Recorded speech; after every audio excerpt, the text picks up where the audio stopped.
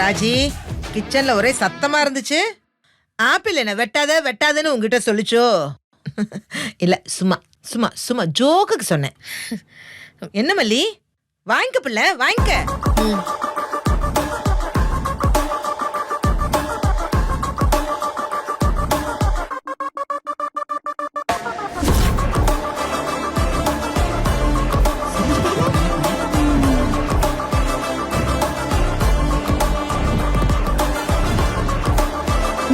போதும்.